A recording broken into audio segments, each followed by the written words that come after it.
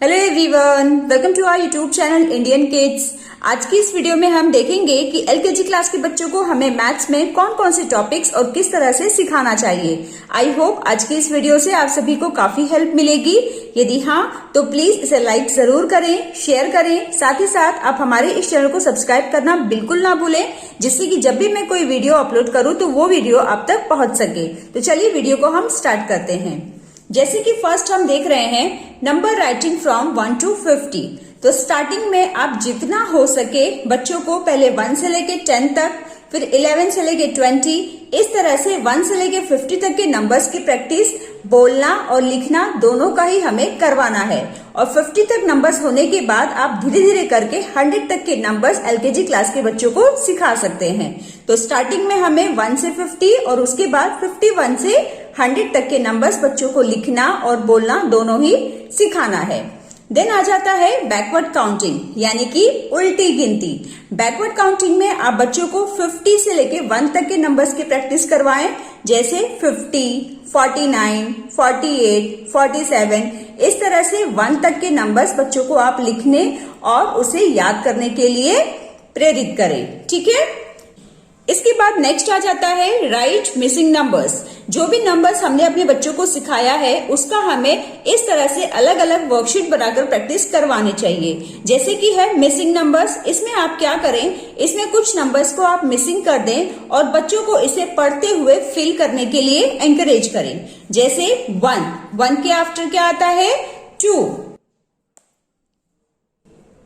3, 4, 5। इस तरह से बच्चों को सभी नंबर्स रीड करते हुए इसे फिल करना है। ऐसा करने से बच्चे नंबर्स को सही तरीके से लिखना और किस नंबर के बाद कौन सा नंबर आता है ये सभी उनकी क्लियरेंस होती रहेगी।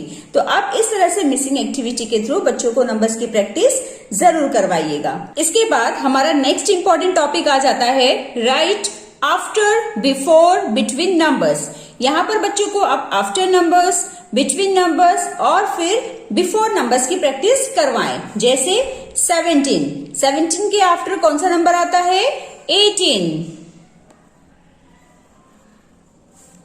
11 के आफ्टर 12, 6 के आफ्टर 7, ऐसे ही 3 के आफ्टर 4, 16 के आफ्टर 17। अब यहाँ पर बिटवीन नंबर बच्चों को लिखना है, तो 15 और 17 का बिटवीन नंबर क्या होता है, 16। 20 और 22 का बिटवीन नंबर 21। 35, 37 का बिटवीन नंबर 36। ओके। यहाँ पर है बिफोर नंबर, यानी कि 25 के जस्ट बिफोर कौन सा नंबर आता है, 24। 30 के जस्ट बिफोर 29, 10 के जस्ट बिफोर 9। ओके। तो इस तरह से हमें ये इंपॉर्टेंट टॉपिक बच्चों को एक एक करके प्रैक्टिस करवाना है। पहले आप आफ्टर नंबर की प्रैक्टिस बच्चों को करवाएं, उसके बाद बिटवीन नंबर और फिर बिफोर नंबर।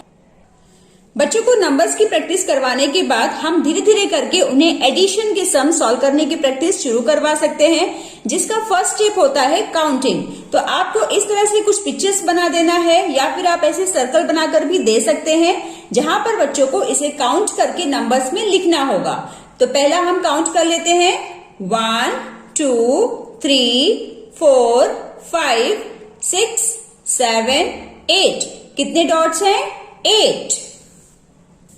यहां पर कितने डॉट्स हैं, 1, 2, 3, 4, 5, 6। टोटल कितने डॉट्स हैं, 6। बिल्कुल इस तरह से ही ये सभी डॉट्स बच्चों को काउंट करवाएं और इसे लिखने के लिए कहें। नेक्स्ट आ जाता है काउंट एंड ऐड। यहाँ पर भी हम पिक्चर्स की हेल्प से ही बच्चों को एडिशन सिखाएंगे। जैसे यहाँ पर 3 बॉल्स हैं और यहाँ पर 1 बॉल है। अब बच्चों को कहें कि सबसे पहले उन्हें इसकी काउंटिंग करनी है, 1, 2, 3। तो यहाँ पर हम क्या लिखेंगे, 3। प्लस के आफ्टर कितने बॉल है, 1। तो यहाँ पर आ जाएगा 1। अब सभी को काउंट करके हम ये फाइनल बॉक्स में लिख देंगे, 1, 2, 3, 4। ऐसे ही हम ट्राइंगल्स भी काउंट कर लेंगे। Then next is vertical addition. Vertical addition में भी बच्चों को इसी तरीके से हमें सिखाना है। जैसे यहाँ पर 3 सर्कल्स हैं, 1 2 3, तो यहाँ पर है नंबर 3। यहाँ पर कितने सर्कल्स हैं? 2, 1 2। अब फाइनल आंसर के लिए आप बच्चों से कहें कि उन्हें ये सभी सर्कल्स को काउंट करके फाइनल आंसर फाइंड आउट हो जाएगा। 1 2 3 4 5। So what is the correct answer? 5। ऐसे ही यहाँ पर फ्लावर्स काउंट किया जाएगा। 1 2 3 4। सो यहाँ पे क्या है? 4। अब यहाँ पर नीचे कितने फ्लावर्स हैं? 1 2। So +2। 4 + 2 is equal to how many? तो इसके लिए हम सभी को काउंट करेंगे। 1 2 3 4 5 6। सो हमारा फाइनल आंसर आ गया 6। और ऐसे ही आप सब्ट्रैक्शन दोनों की प्रैक्टिस बच्चों को इसी तरीके से करवाएं। हमारा नेक्स्ट एडिशन आ जाता है नंबर लाइन के थ्रू। यहाँ पर आप बच्चों को नंबर लाइन की हेल्प से एडिशन करना बहुत ही सिंपल तरीके से सिखा सकते हैं। तो कैसे इन्हें सिखाना है आइए देख लेते हैं। जैसे यहाँ पर एक नंबर लाइन ड्रॉ की गई है। अब बच्चों को क्वेश्चन दिया गया है 3 + 4। तो यहाँ पर बच्चों को क्या करना है? 0 से सबसे पहले 3 पे जंप करना है, क्योंकि यहाँ पर नंबर 3 है तो 3 पर हम जंप करेंगे। ओके, अब हमें 4 जंप करना है एक एक करके। 1 2 3 4। अब हमारा फाइनल आंसर कितना आ गया? 7। It means 3 + 4 is equal to 7। ऐसे ही एक और सम हम सॉल्व कर लेते हैं। 6 + 2। बच्चों को डायरेक्टली 6 पर जाना है, क्योंकि स्टार्टिंग में क्या है? 6। तो 0 से हम डायरेक्टली 6 पे जाएंगे और कितना जंप करना है? 2 jump. 1 2। What is the correct answer? 8। 6 + 2 is equal to 8। अगली वर्कशीट में हम कुछ प्री मैथ्स कॉन्सेप्ट देखेंगे।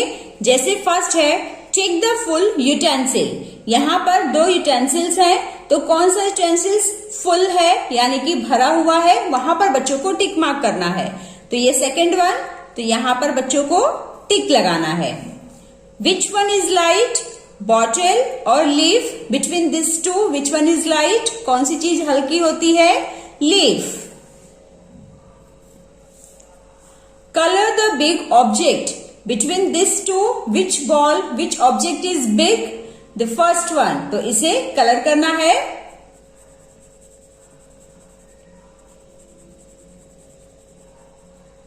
Okay, next is tick on the more. इसमें ज्यादा किसमें है? ये फर्स्ट वाले में ज्यादा है, तो यहां पर बच्चों को टिक मार्क करना है।